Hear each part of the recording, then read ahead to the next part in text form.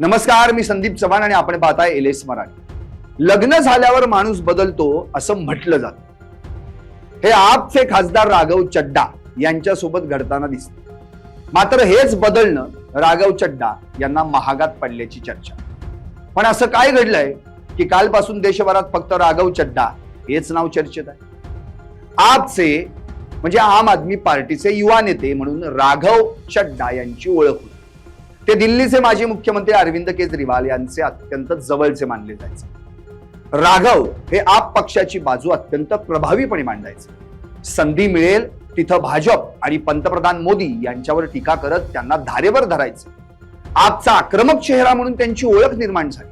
त्यांचं काम पाहून अरविंद केजरीवाल यांनी त्यांना राज्यसभेवर पाठवलं। त्या ठिकाणी देखील ते आप पक्षाची बाजू लावून धरायचे आणि पीएम मोदींना कोंडीत पकडण्याचा प्रयत्न करायचे। पण हा आक्रमक चेहरा काही दिवसांनी शांत झाल्याचं पाहायला मिळालं। पण हे कसं घडलं?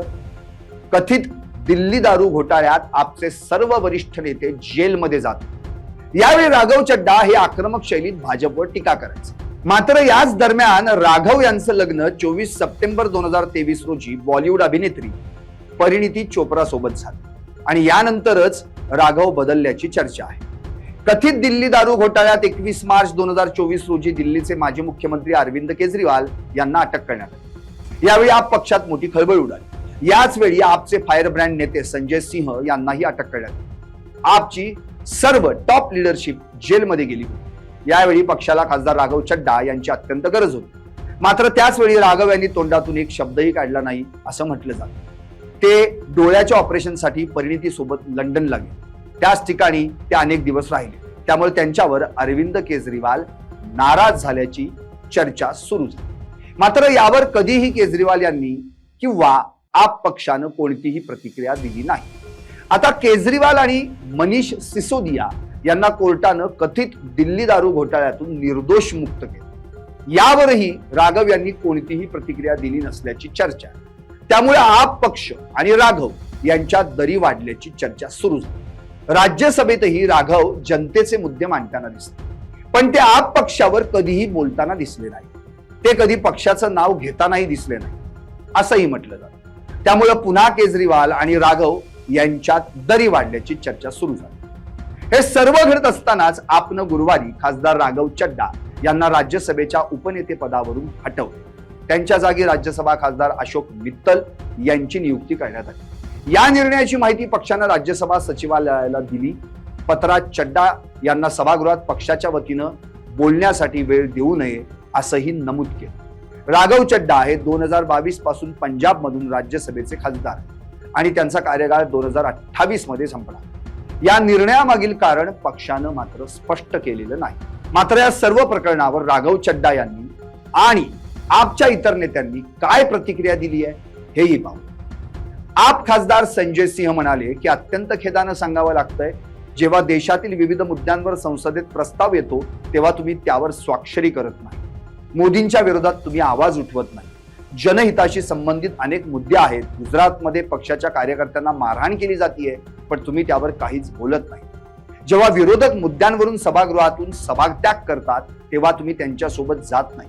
या अशा अनेक गोष्टी आहेत ज्याचं उत्तर देश आणि देशातील जनता तुमच्याकडून मागत आहे। जैन साथियों, राघव का एक वीडियो आया है। मैं उसके संबंध में ये कहना चाहता हूं कि हम लोग अरविंद केजरीवाल के सच्चे सिपाही हैं और अरविंद केजरीवाल से एक ही बात सीखी है, निडरता, हिम्मत, साहस के साथ लड़ना और संघर्ष करना। लेकिन बड़े अफसोस के साथ ये कहना पड़ रहा है कि देश के तमाम मुद्दों पर जब सीईसी के खिलाफ प्रस्ताव आता है आप साइन नहीं करते।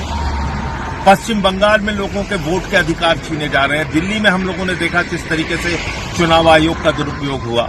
पंजाब का मुद्दा होता है उस वक्त आप खामोश रहते हो, नहीं बोलते हो। मोदी के खिलाफ आवाज नहीं निकालते हो। तमाम वो मुद्दे जो जनहित के हैं, देश से जुड़े हुए हैं, पार्टी से जुड़े हुए हैं, पार्टी के कार्यकर्ताओं से जुड़े हुए हैं। गुजरात में पार्टी के कार्यकर्ताओं को पीटा जाता है, मारा जाता है, उस पर नहीं बोलते। पंजाब के तमाम अधिकारों को छीनने का काम केंद्र सरकार और मोदी सरकार करती है, उस पर नहीं बोलते। तो ये बहुत सारे मुद्दों पर वॉकआउट करने का मामला आता है उस समय वॉकआउट नहीं करते। तो ये तमाम चीजें हैं जिसका जवाब देश आपसे चाहता है, लोग आपसे चाहते हैं। जय हिंद। आप नेते अनुराग ढांडा यांनी राघव चड्डा यांच्यावर जोरदार टीका केली। राघव, तू गेल्या काही वर्षांपासून घाबरतो आहेस, तू मोदींच्या विरोधात बोलायला घाबरतोस। जो कोणी घाबरतो तो देशासाठी कसा लढणार? संसदेत पक्षाला बोलण्यासाठी मिळणारा मर्यादित वेळ देश वाचवण्यासाठी वापरला पाहिजे। विमानतळावरील कॅन्टीनमध्ये समोसे स्वस्त करण्यासारख्या मुद्द्यांसाठी नाही, असं अनुराग म्हणाले। आपचे पंजाबचे मुख्यमंत्री भगवंत मान यांनी तडजोड झाल्याचा आरोप केला। संसदेत असे अनेक मुद्दे असतात जेव्हा सभात्याग करणं आवश्यक असतं, पण जेव्हा एखादा खासदार तसं करत नाही तेव्हा तो व्हीपचा भंग ठरतो, त्यामुळे त्यानंतर कारवाई केली जाते। वैध मतांची विभागणी असो किंवा गुजरातमध्ये आपच्या कार्यकर्त्यांची अटक असो, असे मुद्दे उपस्थित करण्याऐवजी जेव्हा कॅन्टीन मधील समोसे आणि ते मिळण्याच्या वेळेचा मुद्दा उपस्थित केला जातो तेव्हा मला वाटतं की त्या मुद्द्यांवर तडजोड केली जाते, असं मुख्यमंत्री भगवंत मान म्हणाले। या सर्व वादावर आता राघव चड्डा यांनी एक व्हिडिओ पोस्ट करत प्रतिक्रिया दिली। त्यांनी व्हिडिओला माझ्या मौनाला पराभव समजू नका असं कॅप्शन दिलं। मुझे जब जब पार्लियामेंट में बोलने का मौका मिलता है मैं जनता के मुद्दे उठाता हूं और शायद ऐसे टॉपिक्स उठाता हूं जिसे आम तौर पर संसद में नहीं उठाया जाता है। लेकिन क्या जनता के मुद्दे उठाना, पब्लिक इश्यूज पे बात करना कोई अपराध है? क्या मैंने कोई गुनाह कर दिया, कोई गलती कर दी? Have I done something wrong?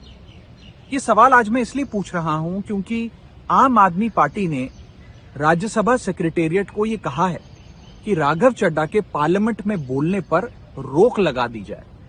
जी हां, आम आदमी पार्टी ने पार्लियामेंट को ये सूचित किया है कि राघव चड्डा को पार्लियामेंट में बोलने का मौका ना दिया जाए। अब भला कोई मेरे बोलने पर रोक क्यों लगाना चाहेगा? मैं तो जब बात करता हूं देश के आम आदमी की बात करता हूं।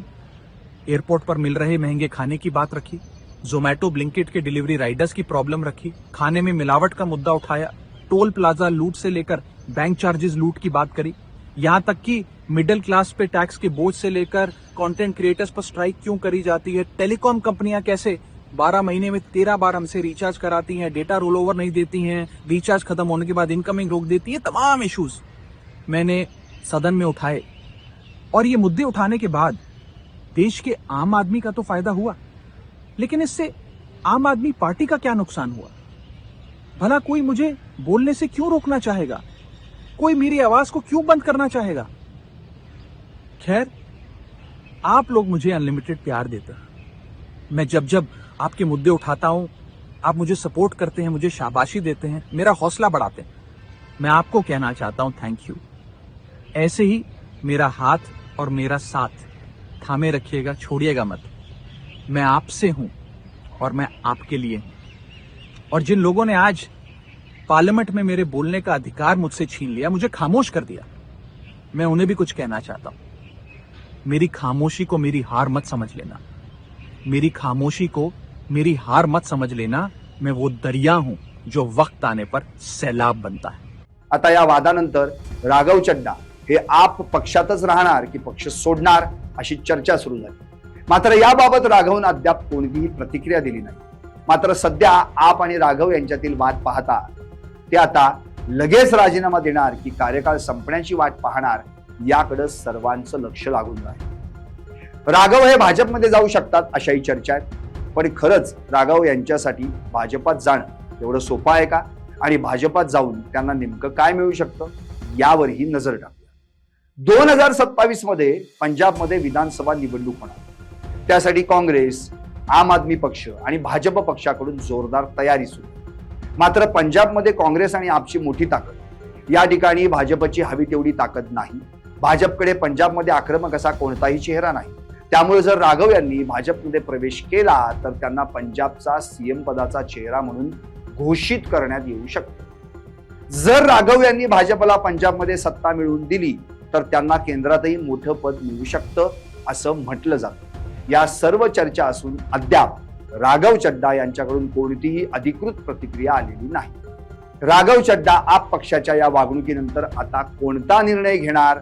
आपनं राघव चड्डा सोबत योग्य केलंय का? राघव यांनी कोणत्या पक्षात प्रवेश केला पाहिजे? राघव जे काम करत होते ते योग्यच होतं का? कमेंट करून नक्की कळवा। Bureau report, LS Marathi.